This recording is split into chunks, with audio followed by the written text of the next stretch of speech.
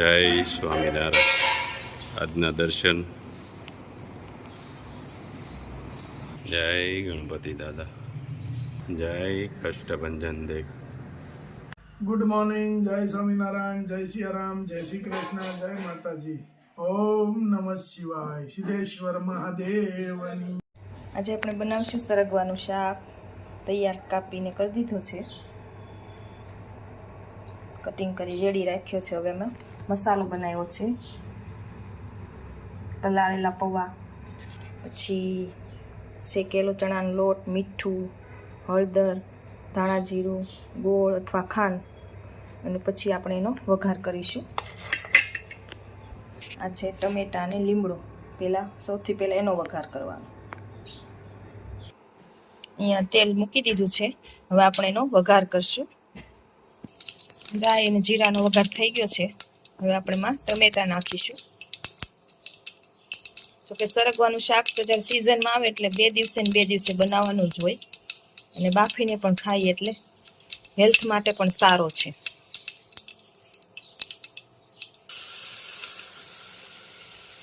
ટમેટા નાખી દીધા છે વઘારમાં. થોડીક વાર ચડે પછી એમાં સરગવો નાખીશું. મસાલો મિક્સ કર્યો છે. હવે એને આપણે ઉપરથી નાખીશું એટલે નીચે તળીએ ન બેસે. કુકરમાં તળીએ બેસી જાય. ચણાનો લોટ આવે, પૌવા આવે.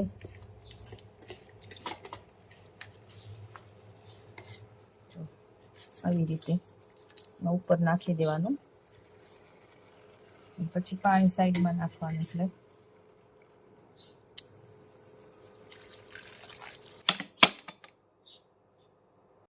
જો મસ્ત સરગવાનું શાક થઈ ગયું છે તૈયાર. પાપડ, કાચી કેરી, બધા બે જ આવી હવે જમવા. જય સ્વામિનારાયણ. કેમ છે? જય સ્વામિનારાયણ ભાઈ. સારું રહી છે કેમ ને? છે? બસ આનંદ છે. હા, આગળ તમને સંભાળતા હતા અમેરિકાથી હતા. બધા વિદેશ વાળા યાદ કરવા વાળા હોય. હે ભાઈ. પની સેવા. મેં તો વાહ ભાઈ વાહ. હમણાં આવે છે. જય સ્વામિનારાયણ. બસ મજામાં મજામાં. એવી તબિયત પાણી છે. શું છે ભાભી? તો વાંધો નહીં. બે ભાભી પધારો. લહેરમાં હો. બહુ મજામાં. આનંદ. ઢીકો માલ લઈને હો. ભાઈ ખંભો બગો ખેડી નાખે. મજબૂત માણા ઢીકો મારે. તમે બીજાનો ખેડવી નાખો. ઓ અટણ સુધી અમે ક્યાં ભાઈ ભેહું હતી નાતો જો. 2-3 ભેહું ખાધી. આખી ભેહું ખાધી.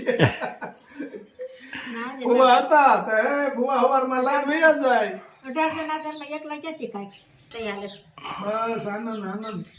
ખિસ્સા પાપડ કર્યા એમ ને? તો ભલે મેં કીધું ખીસું.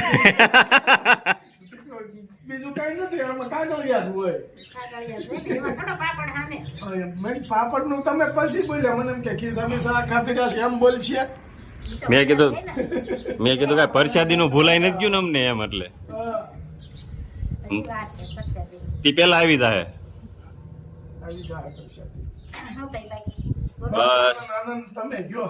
જો ભજન એક ધારું ચાલુ હો. હા. ભાઈને માળા માળા ફેરવવાની અને ભગવાનનું નામ લેવાનું. કા ભાઈ? ઈ કામ કરવાનું. બસ. હવે બીજું કઈ નથી. હમણાં અમારા બાને બહુ યાદ ન રહે એટલે એમ કે ફઈએ આવતા નથી. મેં કીધું ફઈ હાલી અંગે છે તો આવે બિચારા. હા. હું છું વાડીનું કામ પતી ગયું તો જરૂર હોય તો કહેજો, અમે બે આવીશું તમ તારે. ઉપાધિ ન કરતા કાંઈ. મજૂર તરીકે નહીં પણ એક આમ મહેનત કરાવવા કઈ પણ જરૂર હોય. 24 કલાક તમ તારે હોય ભાઈ. ફોન કરવાની છૂટ. જઈ જરૂર હોય તઈ. રાતે કરીએ છીએ ને કામ હોય તો. હા બસ કરી જ દેવાનો. ફોન કરી જ દેવાનો તમતા. એવું નહીં કે ક્યાં સીંધવું નવરા નહીં હોય.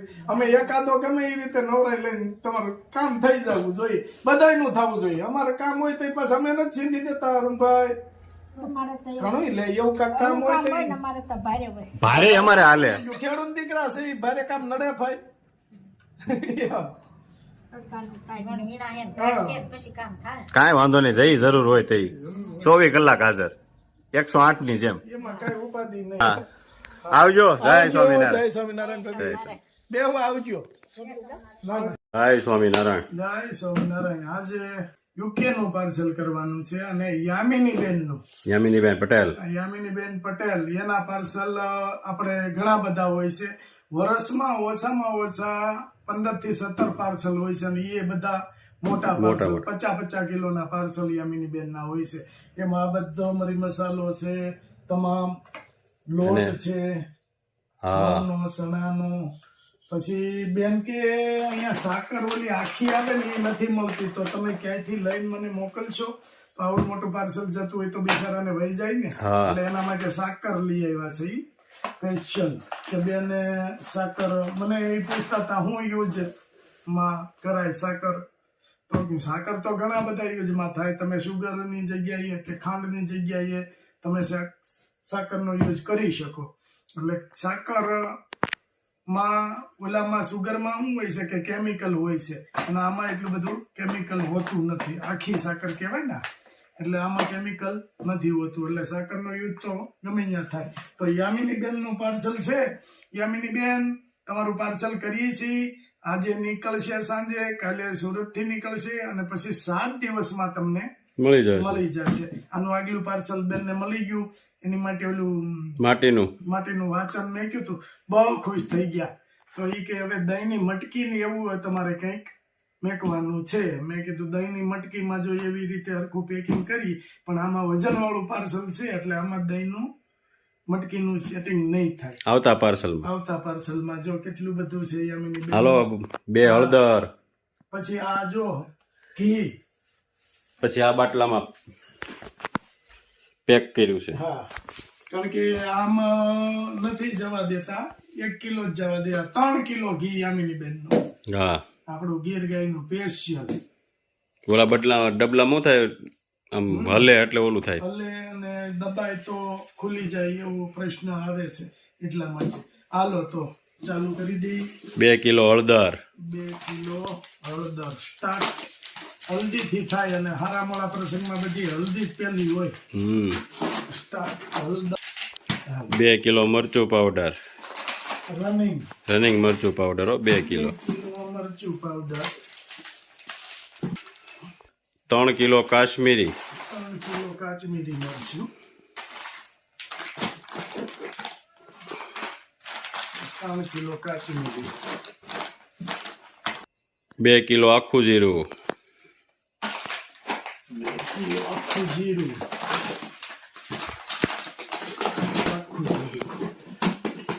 2 કિલો ધાણા જીરું,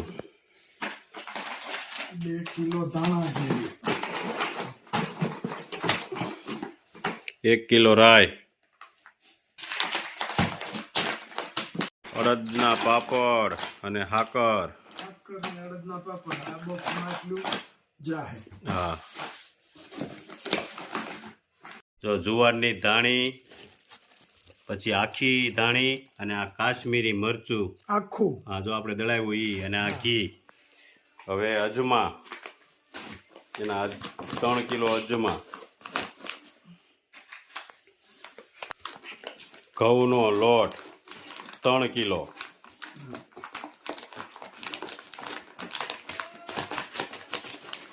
1 કિલો ચણાનો લોટ. હાલો રેડી. 2 પાર્સલ થઈ ગયા ને પેક, આખા કમ્પ્લેટ. એક આ પેક, આ બીજું, હજી ત્રીજું કરવું જોઈએ. હાલો આ બીજી વસ્તુ, ચટણી, આપણું મરચું રેગ્યુલર, પછી કાશ્મીરી, પછી ધાણા જીરું, પછી રાઈ, હળદર.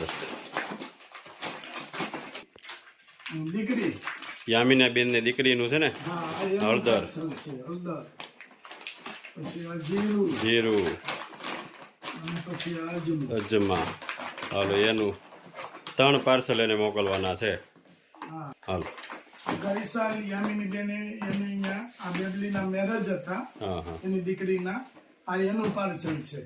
એટલે એ લોકોને હજી એવું છે કે ત્યાં મોટા થયા હોય એટલે એને ઘરે રસોઈ બનાવવાનું ને ઈ બધું ઓછું હોય એટલે એને એવું કીધું કે એક મારી બેબી માટે એક નાનું પાર્સલ કરજો. તો આ બધા મસાલા એની બેબલીના, કારણ કે યામિની બેને એવું કીધું કે મેં અહીંયા બધા તમારા મસાલાની આપણે ખવડાવીએ છીએ અને રસોઈમાં વાપરીએ છીએ અને અહીંયા એ મોટી થઈ છે એટલે એને નથી ફાવતું બહારનું, પણ તમે મોકલજો એક નાનું એવું પાર્સલ અને બાકીનું જે ઘટશે એ હું મારામાંથી આપીશ એમ. હા, આ 1, 2 અને 3 યામિની બેનના કમ્પ્લેટ. કમ્પ્લેટ.